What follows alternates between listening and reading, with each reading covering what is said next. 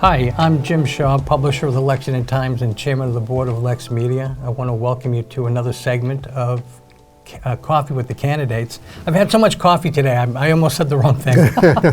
I'm getting a little jittery. Anyway, because we've had a lot of candidates, and I'm so pleased and proud that we're able to do this and help the people of Lexington sort of learn more about the candidates. But I honestly haven't had that much coffee, so I'd be a mess if I did. I'm pleased and proud to be here with Larry Freeman. Larry is an incumbent member of the Lexington School Committee.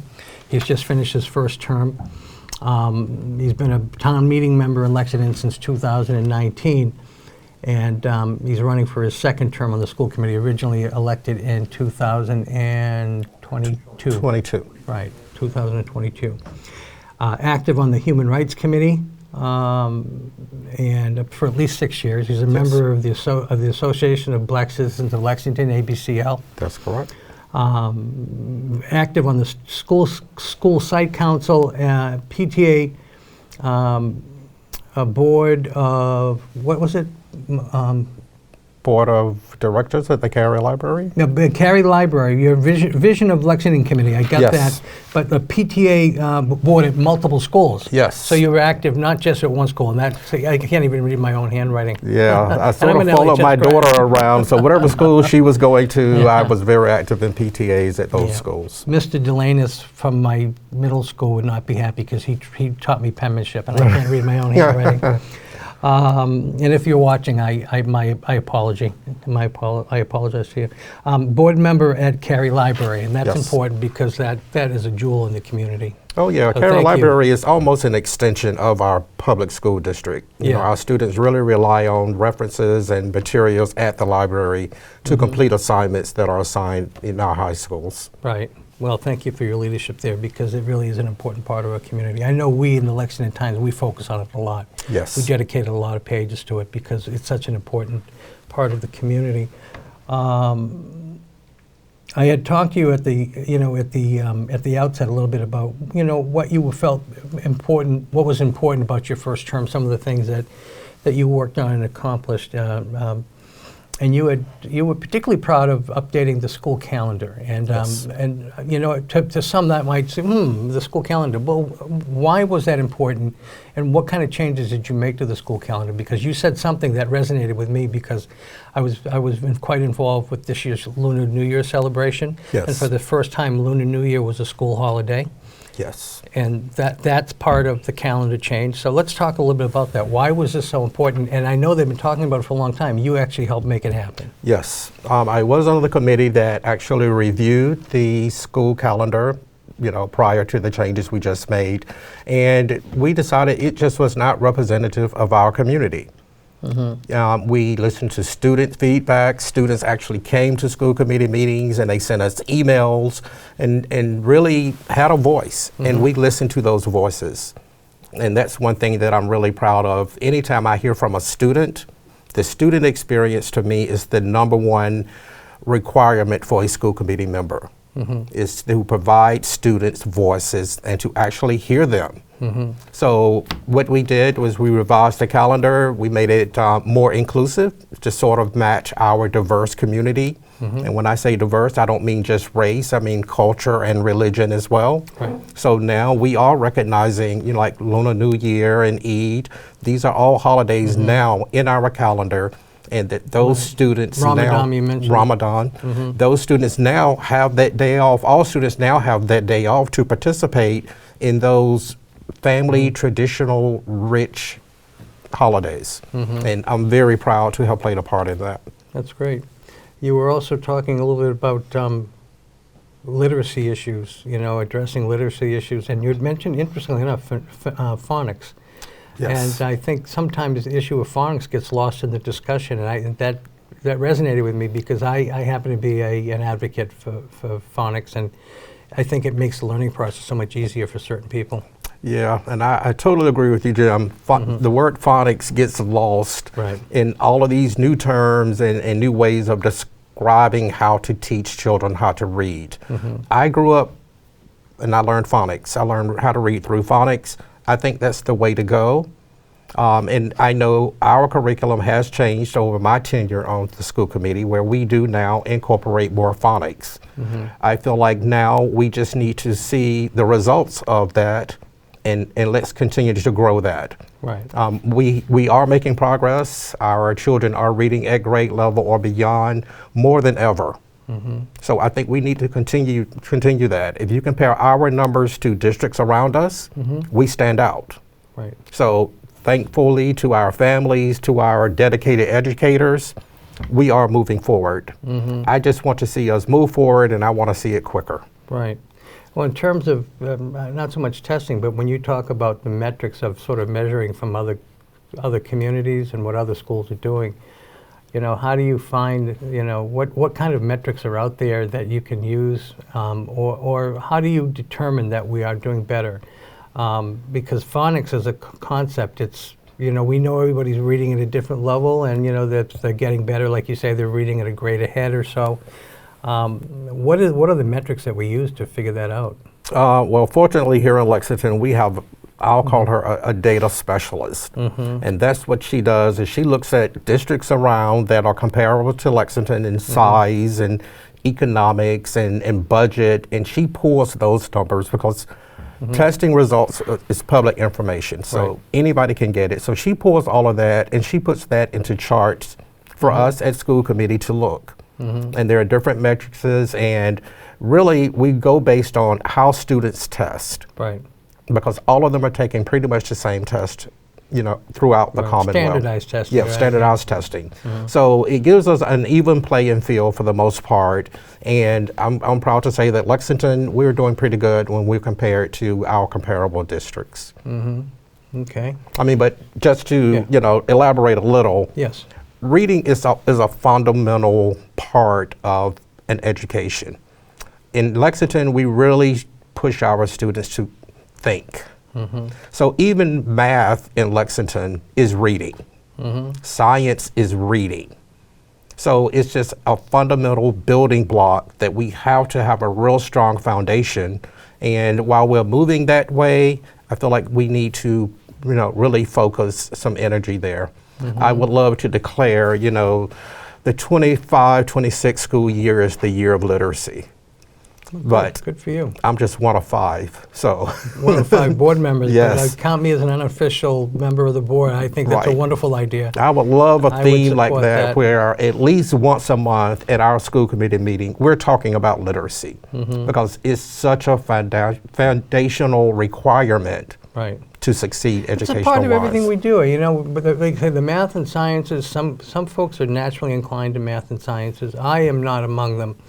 But I always gravitated towards the written word. I studied English in college. I remember telling my dad I wanted to study English in college, and he thought I was crazy. How are you going to make a living with an English degree? And I ended up doing just fine. Yes, but, I would say you did. but still, you know, I understand that. But being able to communicate, both in terms of the written word and just verbalizing, it's so Right. hugely important in everything you do every day. And, you know, I often, you know, sometimes I get to interact with the high school kids, and I see a lot of their work. And I'm just amazed at how well they do here in Lexington. Oh, yeah. And, Yeah. you know, Dr. Hackett, our superintendent, literacy is really important to her as well. Yeah. So she's behind and supports the school committee in our constant questioning her about when are we going to see the data about literacy? Right. You know, what are we going to do about literacy? And, you know, in a lot of districts, superintendents don't necessarily make literacy a priority the way Dr. Hackett has. So I definitely appreciate that. Community feedback about literacy.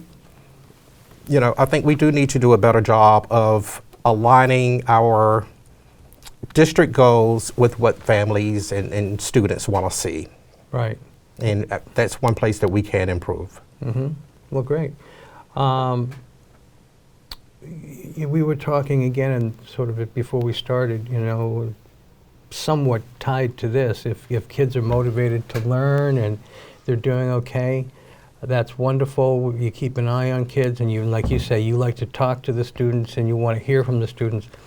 Oftentimes, students in the middle and I'm not saying as a rule it happens in Lexington, but it happens everywhere. Kids can fall through the cracks. Right. And it's not an indictment of the Lexington system. It's just, sometimes these things happen. You can offer all kinds of wonderful educational opportunities, but there are going to be those kids who are going to be, lost. And Right. what do we do in a situation like that? I know that we have the best teachers. I know that. Yes. And they're highly professional. Do we work with our teachers and make sure that we identify kids who, because you have the high academic achievers, and you have kids who are getting assistance like Supports and services. support services and such. But there are people in the middle. And Yes. what do we do to make sure that we don't lose them? The first thing I think we should do is, one, make sure we have safe places for those students to voice their concerns. And and actively seek out their opinion. What is your experience? How are you feeling? Do you feel seen?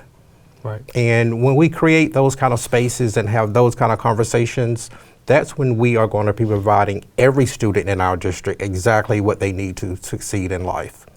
Because that's the goal.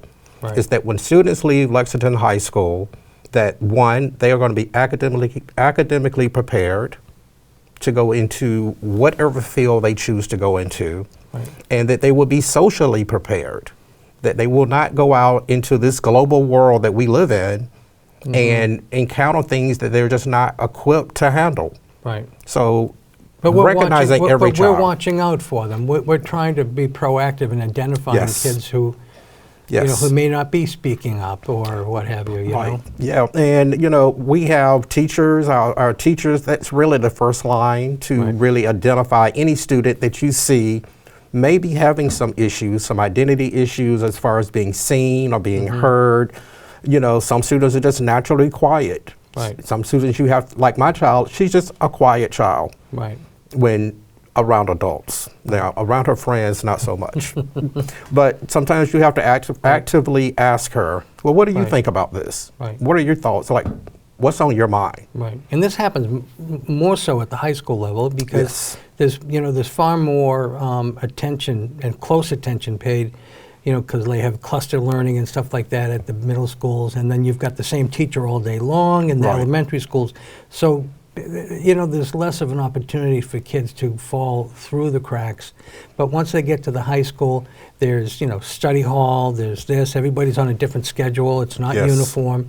So it's all of a sudden they've got different ways of sort of, approaching the learning process with a lot more independence for each of the kids. Yeah. And some kids just won't speak up. And so that's why I'm particularly interested in making sure that kids will. Yeah, and one thing Have we a have at the special high place. school that I think really helps in cases like that is the different clubs and activities that we have. Right. The more we can get kids involved, they meet a whole different cohort of students. Right. It expands their world.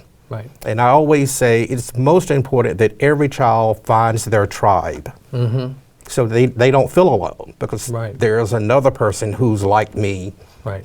People may think I'm odd, but then there's a group of us odd people. Right. And trust me, I hung around with a lot of odd people. I'm going to in say high I'm school. one of those odd people, but fortunately I was able to find my tribe, Yeah. and hopefully that's what's happening in our high school.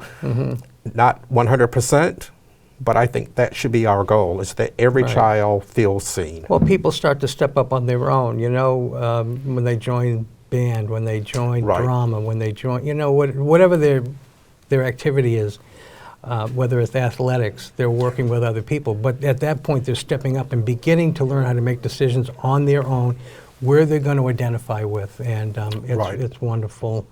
And I applaud the work you guys do. Well, thank you. I think, so many kids are just not necessarily inclined towards the sciences, but for a while there we had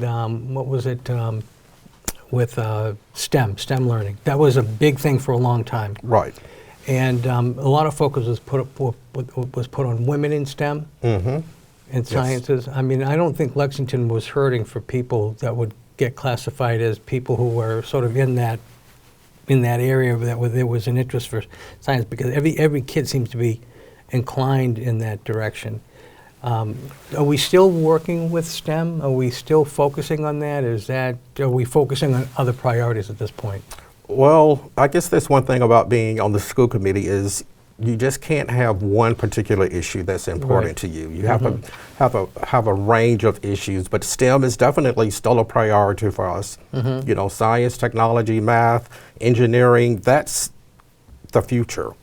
And fortunately here in Lexington, a lot of our families come from those type of environment, those industries. So naturally our students also are interested in those things. Right. And you know, our That's students true. I perform didn't very think of that.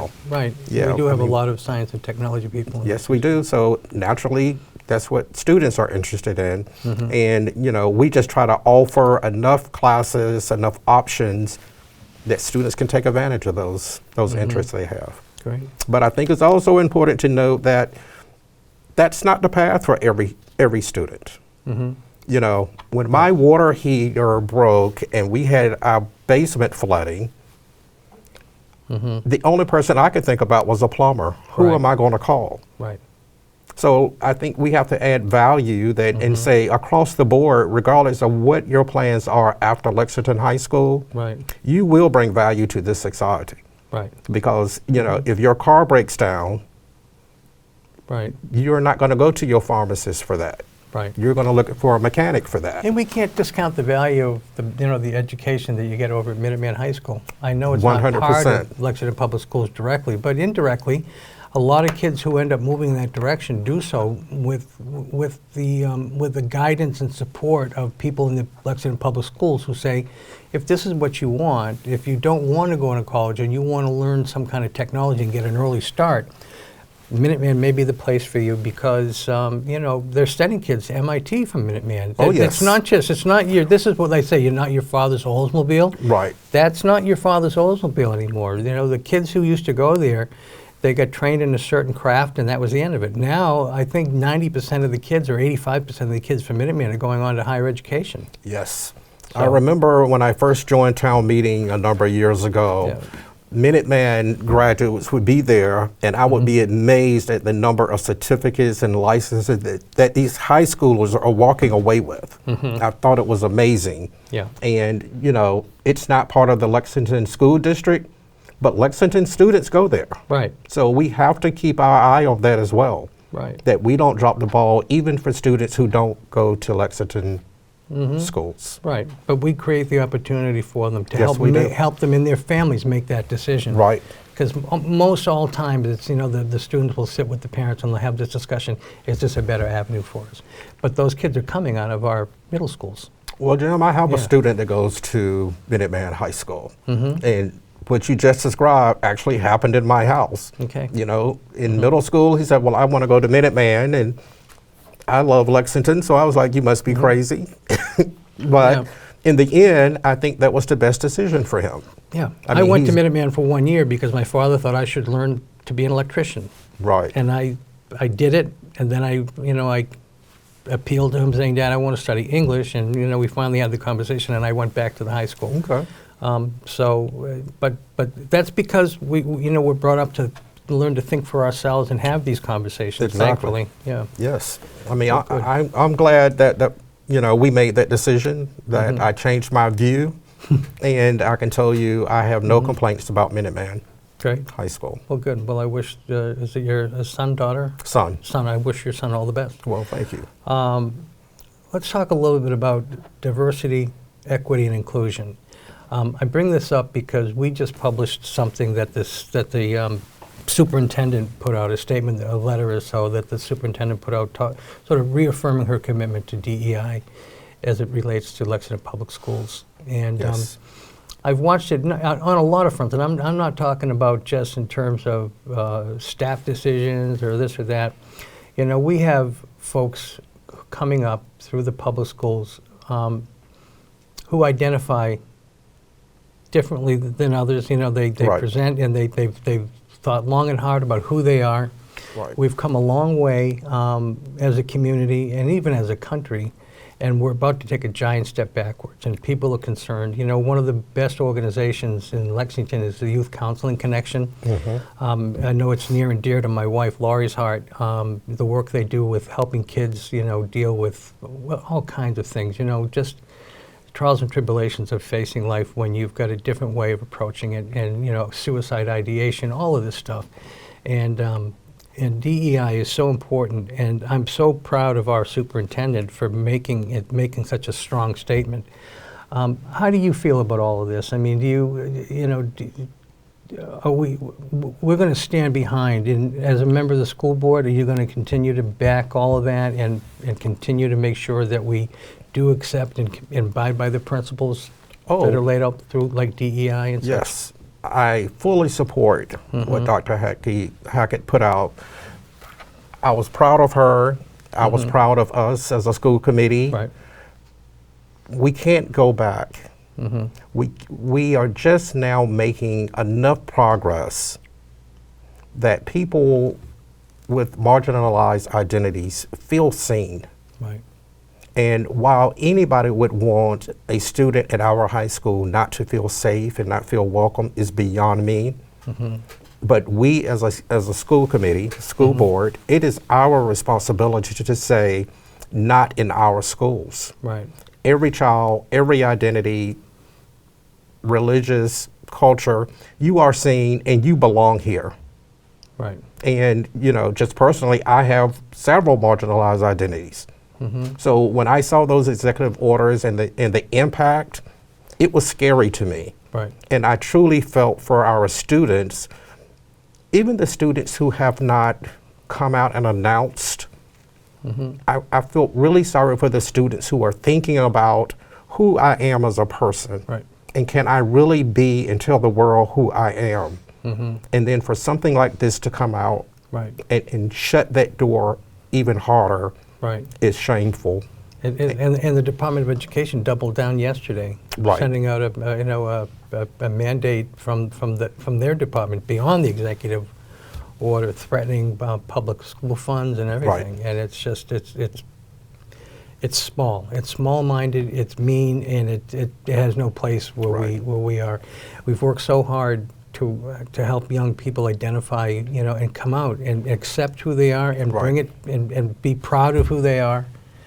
And, you know, but see, some of these folks don't understand that. They think it's all about jobs and this and that. And we're, you know, awarding people for no good reason. And they just don't have an idea of what it is. And I was talking to somebody earlier in one of these discussions.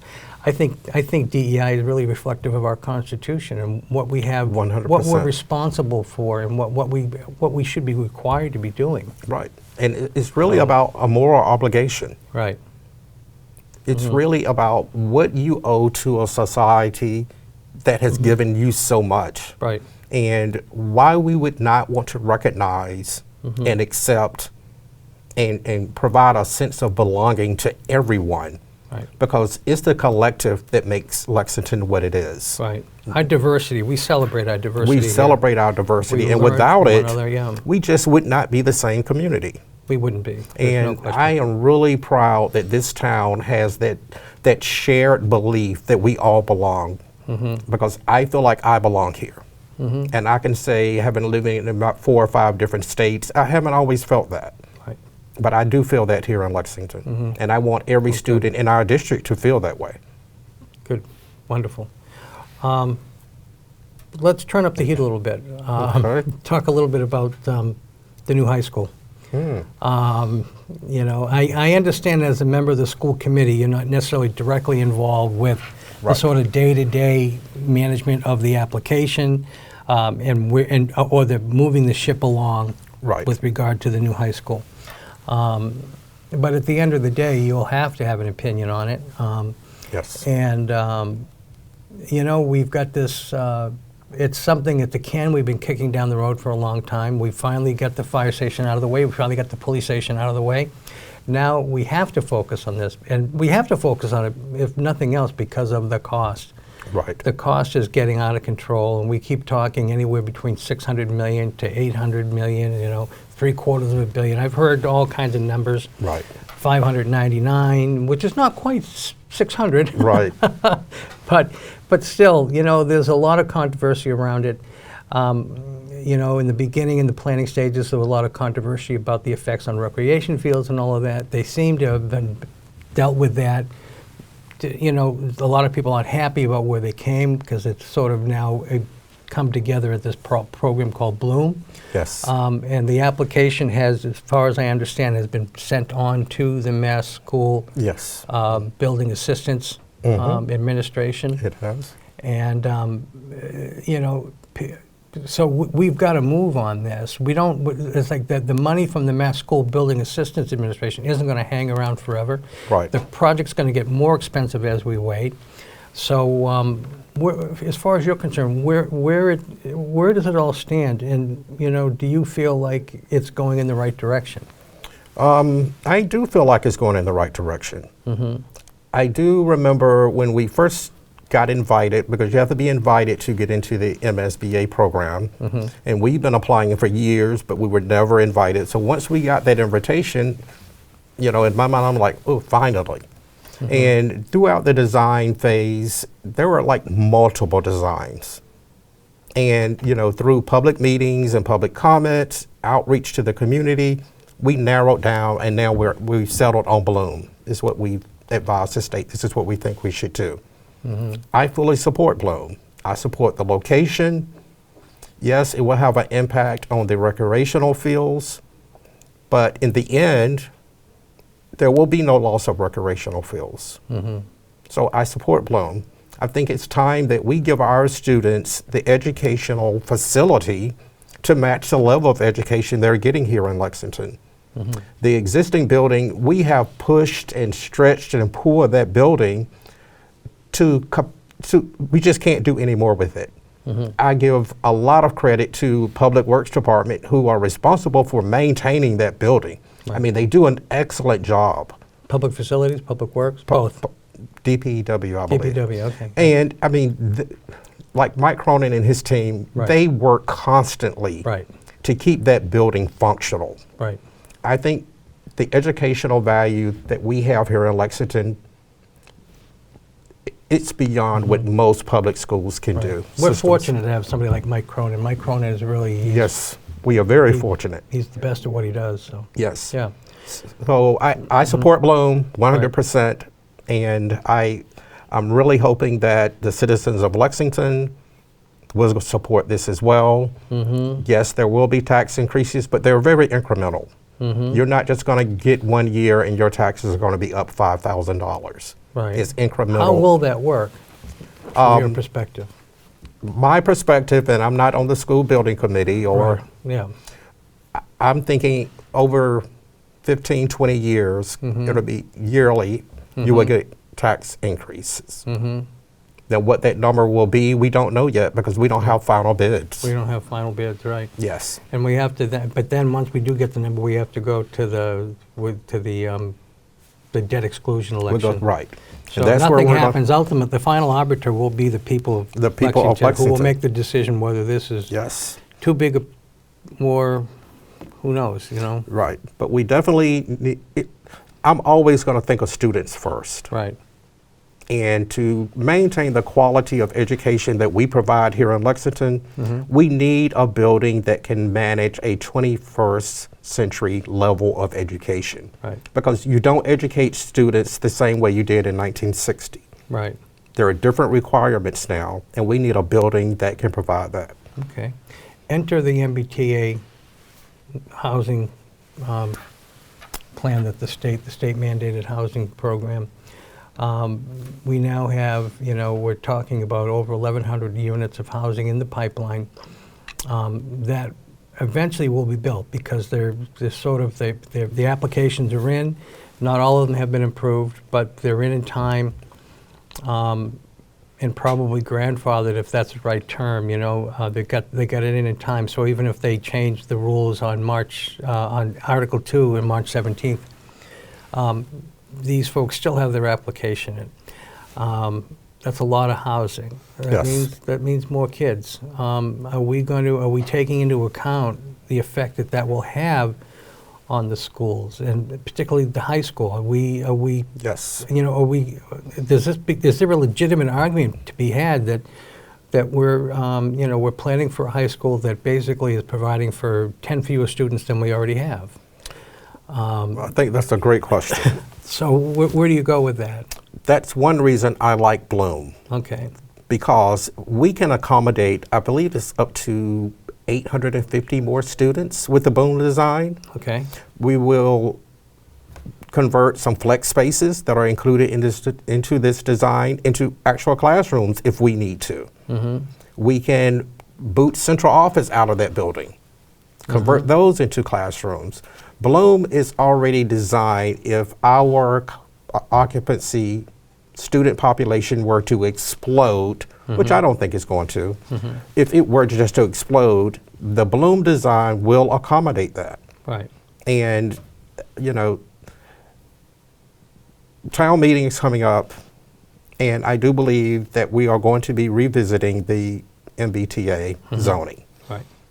As a school committee member, school committee, we did not take a position on that. Right. Because we are going to educate every child in our district regardless. Right. But as a town meeting member, I did vote in favor, but I think this is a case of intent Right. versus impact. Right. And while it seems to be a bad thing these days to stop and reset, Right. to me, that's how you should live life. Well, you know, we know more now. We Exactly. know the effect of what it had after it was originally instituted, and we do recognize that there could be potential pitfalls and problems. So now we have to go back. You know, otherwise it's just 20/20 vision. You know, Right. when you look back. Exactly. You know? And, you know, and it's easy to, you know, be a Monday morning quarterback. Right. Right. But to stop and reset, Yeah. that's the way you should live life. But it only makes sense when somebody says, and I can't put a number on it. I'm not qualified to do that. But if we're going to increase our housing stock by 1,100 units, we're going to have more students. Right. We're going to So- have more students, but a lot of those house apartments units are going to be one bedroom. And typically, one bedrooms do not increase your student population. Right. I don't have the numbers, but Dr. Hackett did release a report that sort of Right. analyzed from that data specialist that I told you about earlier. Right. She did an analysis of worst case, Right. we would get these numbers of students, and Bloom could accommodate that. Okay. Great. And you feel confident. I'm very confident. Good. Well, it's been a pleasure talking with you. We've been doing this, it goes so fast. We've been talking for a little over half an hour, and I appreciate you taking the time. I think people really get a sense of who you are. That's why I like this particular format, because they can get a sense of you as a person and some of your thoughts and ideas, and Yes. a little bit about what you've done in your first term. And Well, thank you. I congratulate you on a successful first term.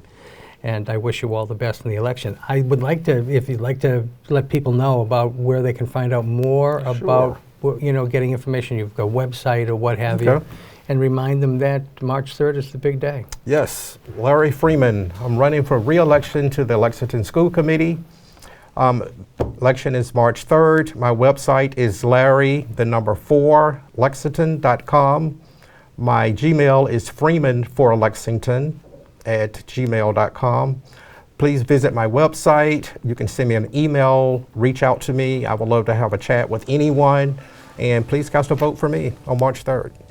Larry, you. thank you so much. Thank you. Appreciate you being here, and I wish you all the best. Thank you, sir.